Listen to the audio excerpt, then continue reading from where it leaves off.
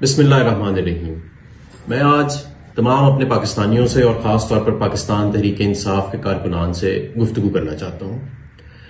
اس وقت پورے ملک میں غم و غصہ ہے۔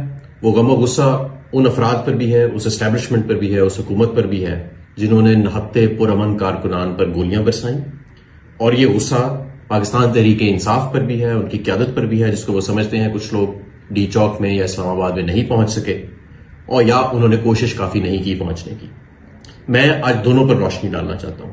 سب سے پہلے پاکستان تحریک انصاف کی بات کرتا ہوں، کیونکہ میں پنجاب کا صدر ہوں، میں پنجاب کی بات کروں گا۔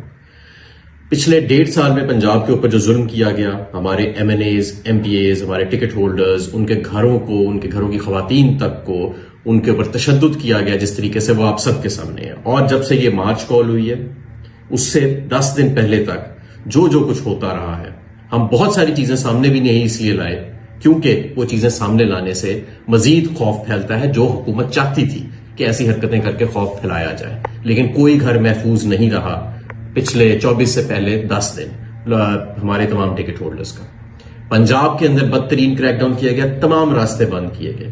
پنجاب سے یا پنجاب کے صوبائی دارالحکومت لاہور سے پہنچنے کے لیے اسلام آباد 3 دریا پار کرنے، ان تینوں دریاؤں کو بند کیا گیا۔ لوگ پھر بھی نکلے، اس تعداد میں نہیں نکلے، لیکن ہمارے کارکن نکلے۔ چھٹی کا دن تھا جب وہ نکلے، وہ راستے میں گئے، سول کپڑوں میں ان کو کبھی لوگوں نے دبوچا، کسی جگہ پر متنشر کیا، کسی جگہ پر کیا، لوگ پھر بھی نکلتے رہے۔ لوگ کشتیوں کے اندر گاڑیاں گھسا کے دریا پار کرتے رہے۔ میں خود ان میں تھا اور میں خود وہ دیکھتا رہا کہ ہمارے ٹکٹ ہولڈرز، ہمارے کارکنان کس طرح اسلام آباد پہنچنے کی کوشش کرتے رہے۔ پنجاب میں ہمارے پاس کوئی حکومت نہیں، کوئی ہمارے پاس پیراملٹری فورس نہیں ہے، کوئی ہمارے پاس مسلح جتھا نہیں ہے، ہم ایک پرامن پارٹی ہیں۔ اس لیے وہاں پر پہنچنا، اسلام آباد پر پہنچنا بہت مشکل تھا۔ کیا ہماری حکمت عملی بہتر ہو سکتی تھی؟ 100% بہتر ہو سکتی تھی۔ کیا اس کے اوپر کوئی فیکٹ فائنڈنگ کمیشن بنا کے ذمہ داری عائد کرنی چاہیے کہ کیوں بہتر حکمت عملی فالو نہیں کی گئی؟ بالکل کی جانی چاہیے۔ میں اس کی پوری حمایت بھی کرتا ہوں اور میں اس کی ڈیمانڈ بھی کرتا ہوں، لیکن اتنی دیر تک جتنی دیر تک یہ نہیں ہوتا اور یہ تمام فیصلے خان صاحب نہیں کرتے، سب لوگ متحد رہیں اور یاد رکھیں کہ جنہوں نے گولیاں برسائی ہیں نہتے پر امن شہریوں کے اوپر، ان پہ اپنا فوکس رکھیں۔ جن ہمارے کارکنوں کو شہید کیا گیا، کچھ کا ویریفائیبل ڈیٹا ہمارے پاس ہے، جو سوشل میڈیا پہ پی ٹی آئی کے آفیشیل اکاؤنٹ سے اور دوسرے اکاؤنٹ سے آلریڈی وائرل کر دیا گیا ہے، اور باقی لوگ ہیں ان کے ڈیٹے کو چھپانے کی کوشش کی جا رہی ہے۔ ہسپتالوں سے او پی ڈی رجسٹر سے وہ ڈیٹا غائب کرنے کی کوشش کی جا رہی ہے۔ ہم پوری کوشش کر رہے ہیں کہ وہ انفارمیشن ملے اور وہ آپ کے سامنے لے کے آئیں، لیکن ایک بات تو واضح ہے کہ یہ تعداد جو حکومت بتا رہی ہے یا جس کا ابھی تک ہمارے پاس ویریفائیبل ڈیٹا ہے، اس سے زیادہ ہی نظر آ رہی ہے بظاہر، اور خاصی زیادہ نظر آ رہی ہے۔ بہرحال دوسری جانب ہمارے جو لوگ گرفتار ہیں، بہت سارے ہمارے ٹکٹ ہولڈرز ہیں پنجاب میں خاص طور پہ، جن کو گرفتار کیا گیا جب وہ نکلنے کی انہوں نے کوشش کی تو ان کو مسنگ پرسن بنا دیا گیا، یعنی ان کی جبری گمشدگی بنا دی گئی ہے۔ ان کو 24 گھنٹے میں پیش نہیں کیا گیا ہے۔ مہر واجد، ندیم بارہ، 2 ایسے لوگ جو میرے ساتھ راوی کا دریا کراس کرنے کے بعد شاہ کوٹ کے مقام پر اور پھر فیصل آباد کے قریب مقام پر ان کو گرفتار کیا گیا، ان کو جبری گمشدگی ان کی کر دی گئی ہے۔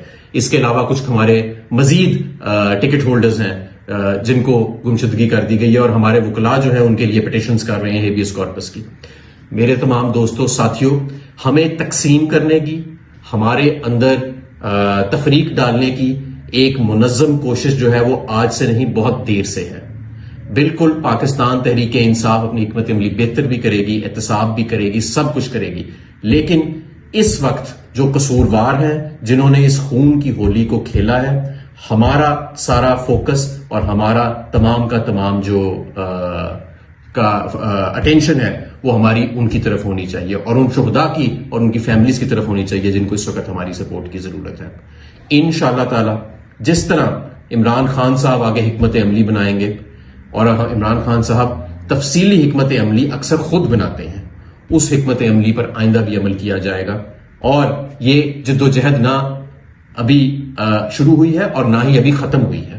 یہ جد و جہد جاری رہے گی جب تک اس ملک کے اندر عوام کا مینڈیٹ واپس نہیں کیا جاتا، جب تک عدالتوں کو آزاد نہیں کیا جاتا، جمہوریت کو بحال نہیں کیا جاتا، عمران خان سمیت تمام ناحق قیدیوں کو رہا نہیں کیا جاتا۔ مشکلات ابھی اور آئیں گی رستے میں، انہوں نے سختیاں ابھی اور کرنے کی کوشش کرنی ہے، ڈرامے بازی اور کرنے کی کوشش کرنی ہے انہوں نے، لیکن ہم نے متحد بھی رہنا ہے اور ہم نے پرعزم بھی رہنا ہے اور ہم نے اپنے ہدف کو تک پہنچنا ہے، کیونکہ پورے پاکستان کا مستقبل ہمارے ہدف کے ساتھ جڑا ہوا ہے۔ پاکستان زندہ باد۔